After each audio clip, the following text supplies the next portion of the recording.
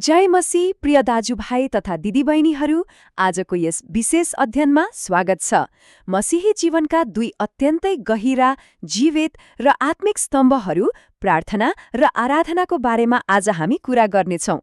हामी नियमित प्रार्थना गर्छौं, मण्डलीमा गीत गाउँछौं, तर के हामीले यसको साँचो बाइबलीय अर्थ र शक्तिलाई साँच्चै बुझेका छौं त?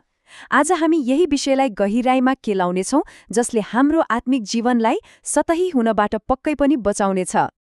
आज हामी प्रार्थना र आराधनाको परिचयदेखि लिएर परमेश्वरसँगको सम्बन्ध, सम्पूर्ण जीवनको समर्पण, यी दुई बीचको भिन्नता, दैनिक अभ्यास र यसको साँचो आत्मिक रहस्यसम्म पुग्नेछौं। ल ढिला नगरी सुरु गरौं। खण्ड 1, प्रार्थना र आराधनाको परिचय। अब सतहभन्दा अलिक गहिराईमा जाउँ है। सोच्नुहोस् त, के हामी केवल धार्मिक परम्परा मात्र निभाइरहेका छौं त? मण्डली जाने, गीत गाउने, यी कामहरू त धेरैले गर्छन्, तर साँचो आत्मिक गहिराई अक्सर हराइरहेको हुन्छ नि, होइन र? बाइबलले स्पष्ट सिकाउँछ कि साँचो आराधना केवल गीत मात्र होइन, अनि साँचो प्रार्थना केवल माग्नु मात्र होइन। यदि यो गहिराई नबुझ्ने हो भने हाम्रो आत्मिक जीवन ज्यादै सतही बन्न पुग्छ। खण्ड 2, प्रार्थना, परमेश्वरसँगको सम्बन्ध। अब यो प्रार्थना भन्ने पहिलो स्तम्भलाई हेरौं। यसलाई एउटा माग्ने सूचीबाट सम्बन्धमा कसरी बदल्ने त? वास्तवमा भन्ने हो भने प्रार्थना कुनै धर्मकर्म होइन, यो त परमेश्वरसँगको एकदमै आत्मीय कुराकानी हो। आफ्नो हृदय उहाँ समक्ष पुरै खोल्ने काम।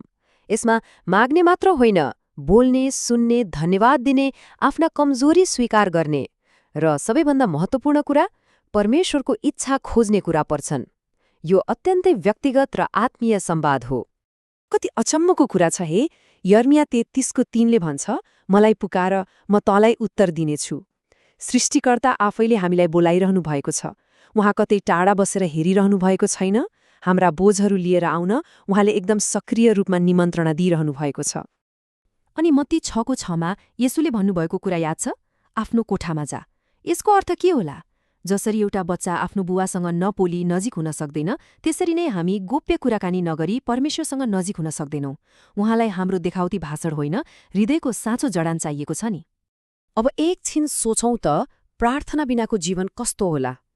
आत्मा एकदमै सुक्खा हुन्छ, विश्वास कमजोर हुन्छ, परीक्षाको बेला टिक्नै गाह्रो हुन्छ, परमेश्वरको आवाज सुन्नै छाडिन्छ। जब हामी कमजोर हुन्छौं, प्रार्थनाले नै भित्री सामर्थ्य दिन्छ। येशू आफै पनि क्रुसमा जानुअघि गेथस्मानीमा प्रार्थनामा झुक्नु भएको थियो नि। सङ्कटको बेला प्रार्थना नै हाम्रो सबैभन्दा ठूलो आत्मिक हतियार हो।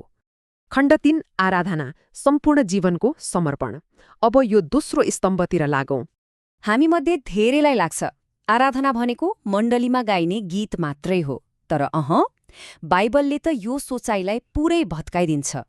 साँचो आराधना भनेको त परमेश्वरलाई उहाँ योग्य हुनुहुन्छ भनी महिमा, आदर, प्रेम र सम्पूर्ण जीवनको समर्पण चढाउनु हो। यूहन्ना 4:अध्यायले भने जस्तै साँचो आराधना कुनै मन्दिर वा सङ्गीतमा मात्र सीमित छैन। यो त आत्मा र सत्यतामा हाम्रो हृदयको गहिराईबाट निस्कनुपर्छ। रोमी 12:1 एकदमै गहिरो छ। आफ्ना शरीरलाई जीवित बलिदानको रूपमा अर्पण गर, यही आत्मिक आराधना हो। कति शक्तिशाली कुरा! यसको मतलब आराधना भनेको त हाम्रो पुरै जीवनको अर्पण हो।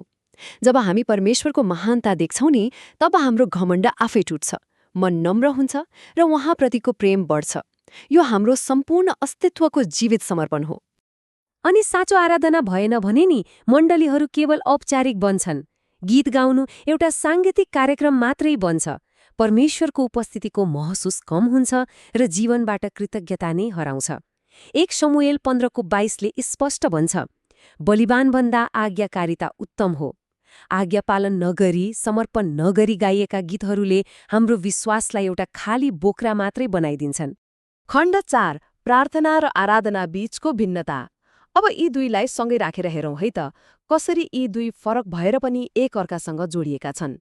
यसो तुलना गरेर हेर्दा धेरै कुरा छर्लङ्ग हुन्छ। प्रार्थनामा हामी हाम्रा आवश्यकता लिएर परमेश्वरसँग कुरा गर्छौं, व्यक्तिगत नजिकपन खोज्छौं, तर आराधनामा नि हामी उहाँको महानतालाई स्वीकार्दै उहाँलाई महिमा दिन्छौं, झुक्छौं। जस्तै प्रभु मलाई बचाउनुहोस् भन्नु प्रार्थना हो, तर प्रभु तपाईँ महान हुनुहुन्छ भन्नु चाहिँ आराधना हो। र प्रभु म तपाईँको हुँ भन्दा यी दुवै कुरा मिल्छन्। साँचो प्रार्थना अन्तत आराधनामा पुग्छ अनि साँचो आराधना प्रार्थनाले भरिएको हुन्छ। खण्ड 5 आत्मिक जीवनमा दैनिक अभ्यास।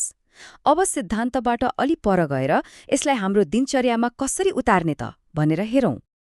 यसलाई दैनिक जीवनमा लागू गर्न एकदमै सम्भव छ। बिहान उठ्ने बित्तिकै परमेश्वरलाई धन्यवाद दिने, वचनसहित दिनको समर्पण गर्ने अनि दिनभरि काम गर्दा गर्दै पनि प्रभुसँग छोटो छोटो कुराकानी गरिरहने, साँझ परेपछि दिनभरिको समीक्षा गर्ने, गल्तीहरू स्वीकार्ने अनि शान्त आराधनामा बस्ने। साँच्चै भन्ने हो भने निरन्तर प्रार्थना गर्नु भनेको बिहान बेलुका मात्रै होइन, यो त एउटा जीवनशैली नै हो। खण्ड 6 साँचो रहस्य र प्रार्थना। अब हामी यस अध्ययनको निष्कर्षतर्फ आउँदैछौँ र एउटा अत्यन्तै गहिरो आत्मिक रहस्यतर्फ जाँदैछौँ। सुन्नुस् है, यो आत्मिक रहस्य एकदमै महत्त्वपूर्ण छ। प्रार्थनाले परमेश्वरको हात चलाउँछ, सहायता माग्छ र उत्तर ल्याउँछ, तर आराधनाले परमेश्वरको उपस्थितिलाई नै आकर्षित गर्छ, आफूलाई अर्पण गर्छ र हाम्रो आफ्नै हृदयलाई पुरै परिवर्तन गरिदिन्छ। जब हामी यी दुवै कुरालाई सँगसँगै अँगाल्छौँ, तब मात्र मसीही जीवनको साँचो र परिवर्तनकारी सामर्थ्य अनुभव गर्न सकिन्छ। यसले आत्मिक परिपक्वताको अन्तिम बिन्दुलाई देखाउँछ। धेरै विश्वासीहरू परमेश्वरको आशिष मात्र खोज्छन्, तर साँचो परमेश्वरलाई खोज्नेहरू थोरै हुन्छन्। प्रार्थनामा हामी उहाँको हात खोज्छौं, अर्थात् उहाँले हाम्रो लागि के गर्न सक्नुहुन्छ भन्ने खोज्छौं। तर आराधनामा हामी उहाँको मुहार खोज्छौं, उहाँ को हुनुहुन्छ भनेर खोज्छौं। परिपक्व मसीही जीवन भनेकै यही हो, आशिष मात्र होइन, आशिष दिने सृष्टिकर्तालाई नै खोज्नु। अब आजको यो अध्ययनलाई एउटा हृदयस्पर्शी समर्पणसहित अन्त्य गरौं। प्रार्थना र आराधनाका यी दुई स्तम्भ हाम्रो जीवनमा गहिरो रूपमा जीवित हुन् भनी परमेश्वरलाई पुकारौं। तर यहाँबाट बिदा हुनुअघि एउटा प्रश्न मनमा राखौं है। के भोलि बिहान उठ्दा हामी केवल उहाँको हातबाट आशिष मात्र खोज्नेछौँ कि उहाँको मुहार खोजेर साँचो आराधनाको जीवन जिउन सुरु गर्नेछौँ? यो प्रस्तुतिमा सँगै रहनुभएकोमा धेरै धेरै धन्यवाद।